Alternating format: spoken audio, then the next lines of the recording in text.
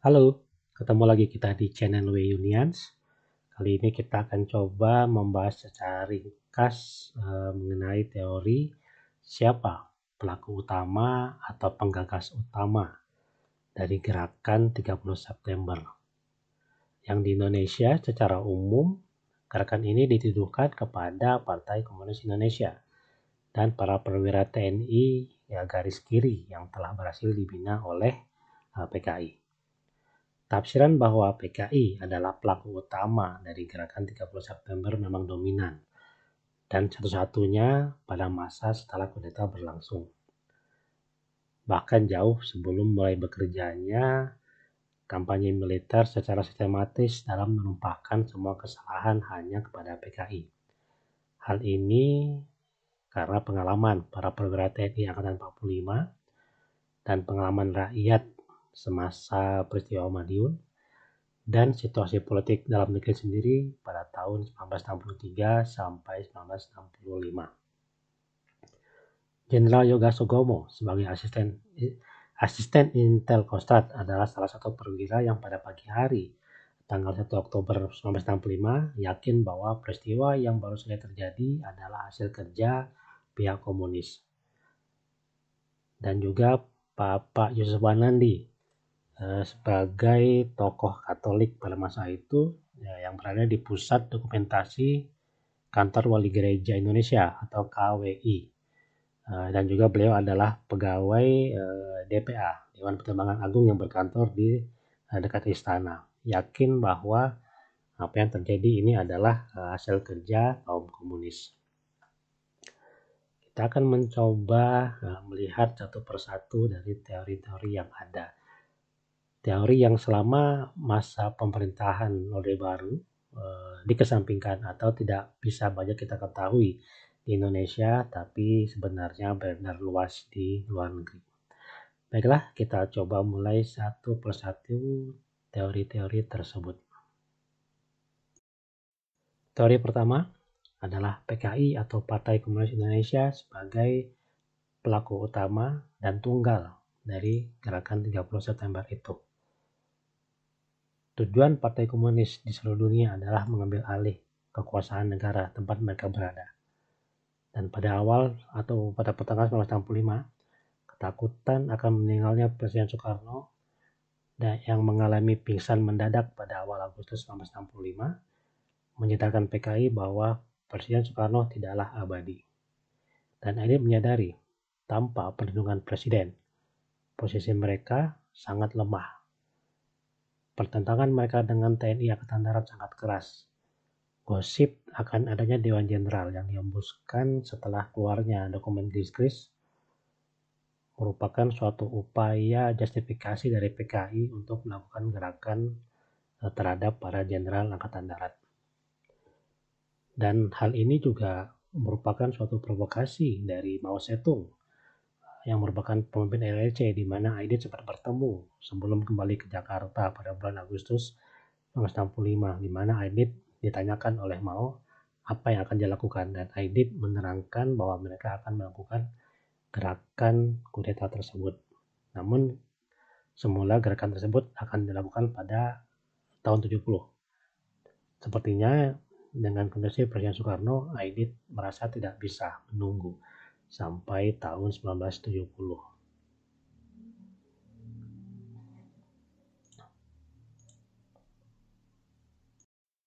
Teori kedua adalah bahwa pelaku utama dari gerakan ini adalah perwira Angkatan Darat beraliran kiri. Bahwa mereka itu merasa kecewa atas pimpinan Angkatan Darat dan beranggapan bahwa pimpinan Angkatan Darat cenderung kurang memperhatikan kesejahteraan bawahan, dan tuduhan bahwa Jenderal Yani yang berasal dari suku Diponegoro yang sederhana dan bersaja telah tercemar kehidupan mewah di Jakarta. Tidak lagi menerapkan tentang kehidupan atau prinsip-prinsip kerakyatan. Di kalangan angkatan lain juga ada kekecewaan terhadap Angkatan Darat, bahwa mereka merasa kurang dianggap sebagai rekan oleh Angkatan Darat. Dan mereka ini juga mempercayai gosip Dewan Jenderal itu. Menurut Jenderal Yoga Sugomo, G30S adalah pertandingan ulang perwira kiri Angkatan Darat dan perwira tengah atau kanan Angkatan Darat di Jawa Tengah di Kodam Diponegoro periode akhir 1950-an, di mana pada masa itu Panglima Jawa Tengah adalah Kolonel Soeharto. Kolonel Soeharto kemudian dengan tuduhan korupsi, barter dan lain-lain dipindahkan ke Jakarta dan digantikan oleh Kolonel Pranoto Arsiko Samudro yang terkenal sebagai kiri oleh rekan-rekannya sejak Kolonel Pranoto menggantikan Kolonel Ahmad Yani memimpin pemberontakan PRRI di Sumatera Barat.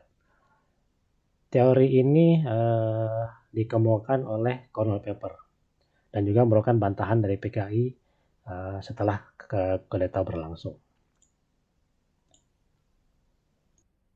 Teori ketiga adalah bahwa Presiden Soekarno lah penggagas utama gerakan 30 September itu. Hal ini dikarenakan juga kekecewaan Presiden Soekarno atas penentangan Angkatan Darat pimpinan Jenderal Yani dan juga Jenderal Nasution atas gagasan Angkatan Kelima dan juga atas penerapan Nasakom, nasionalis, agama, dan komunis.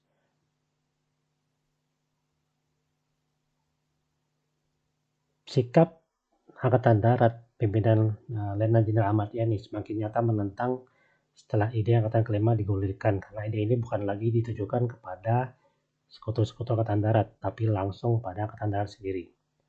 Jenderal Yani yang semua adalah anak emas Presiden, mungkin sudah berubah menjadi anak durhaka. Presiden kemudian juga mempercayai gosip Dewan Jenderal, terlebih setelah adanya dokumen Gilchrist, dan juga ada beberapa jenderal seperti Jenderal Safriudin yang meyakinkan Presiden bahwa memang ada di antara kolega-kolega jenderalnya yang tidak setia kepada Presiden.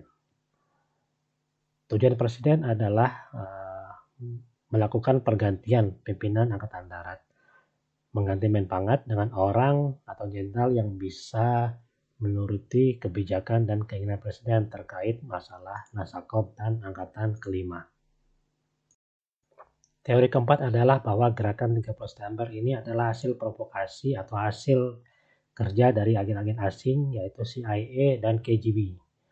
CIA berniat menyingkirkan PKI dan Presiden Soekarno atas bergeraknya Indonesia ke Blok Timur. Tujuan CIA adalah mencegah Indonesia menjadi negara komunis yang akan menjadi negara komunis terbesar di luar Uni Soviet dan RRC.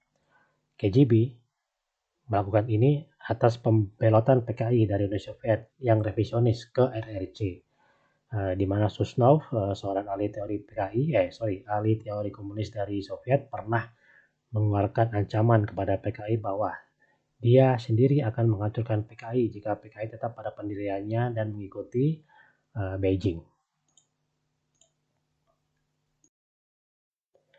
Teori kelima adalah bahwa Pangkostrat Mayor Jenderal Soeharto untuk mencapai ambisinya menjadi presiden melakukan gerakan yang sekaligus menghabisi PKI, presiden, dan para jenderal saingannya di dalam Angkatan Darat. Teori ini mungkin amat sangat spekulatif dan dikeluarkan untuk menyerang Jenderal Soeharto sendiri. Bahwa Jenderal Soeharto tidak dekat dengan suat pimpinan Jenderal Yani dan adanya halangan psikologis antara kedua jenderal tersebut, walaupun Jenderal Yani menempatkan Jenderal Soeharto sebagai orang kedua dalam Angkatan Darat, di mana jika Jenderal Yani berhalangan, maka Jenderal Soeharto lah yang menggantikannya, di mana hal ini pula yang digunakan oleh Jenderal Soeharto untuk mendasari tindakannya mengambil alih pimpinan Angkatan Darat ketika Jenderal Yani dinyatakan hilang. Semasa di Jawa Tengah, Pak Harto sebagai Panglima Kodam adalah atasan Jenderal Yani, di mana Jenderal Yani adalah waktu itu kepala atau komandan resimen. Kedekatan atau tuduhan kedekatan Jenderal Soeharto dengan Letkol Untung dan dengan Kolonel Latif, di mana pula Kolonel Latif pada tanggal 27 September 65 siang sempat datang ke rumah Pak Harto untuk menanyakan hal mengenai Dewan Jenderal. Hal ini diceritakan oleh Pak Prabowo Setiaji yang waktu itu ada di rumah tersebut. Dan juga kedatangan Kolonel Latif di RSPAD dengan kamuflase menjenguk Tommy Soeharto yang baru tertimpa shock panas. Hubungan antara mereka inilah yang dijadikan alasan untuk menuduh Pangkosa tersebut merupakan perancang utama dari gerakan 30 September ini.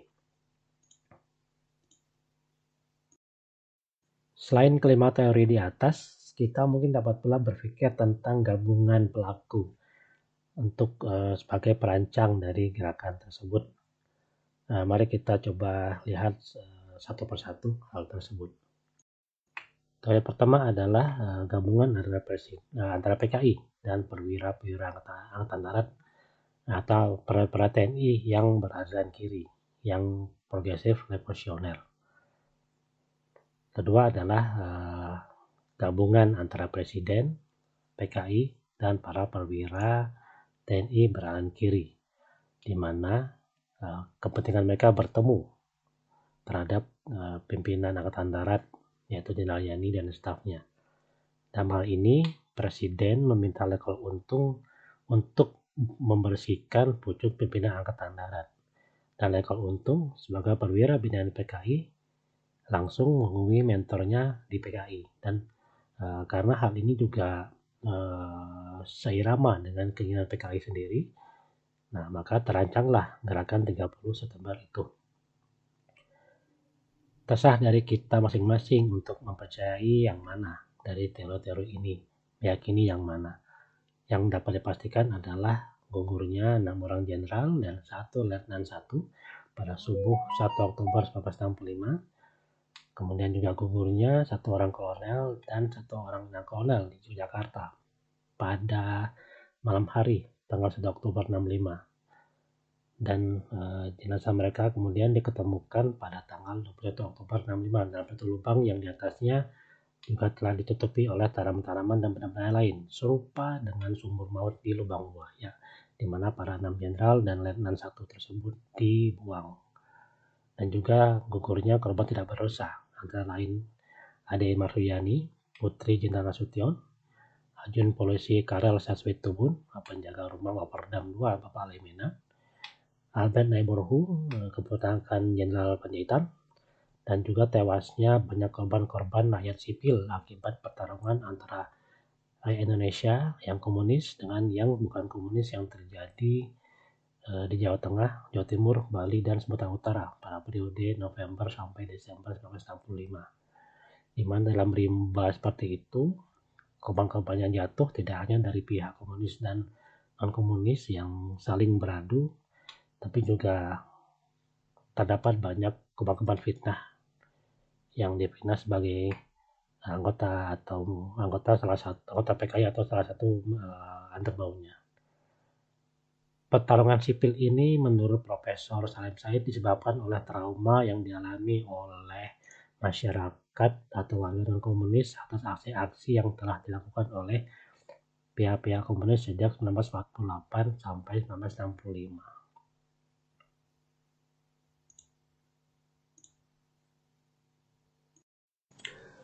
Demikianlah 5 teori mengenai siapa sebenarnya penggagas utama gerakan 30 September itu. Kita menggunakan sumber-sumber antara lain buku Dr. Harold Crouch dari Australia. Kemudian juga ada buku Dr. Anthony C. Dick. Kemudian juga ada buku dari Profesor Salim Said, buku dari Bapak Julius Spohr, dan beberapa sumber-sumber buku lainnya. Oke, sampai ketemu lagi di postingan berikutnya dan tetap pantengin channel W Unions. Terima kasih.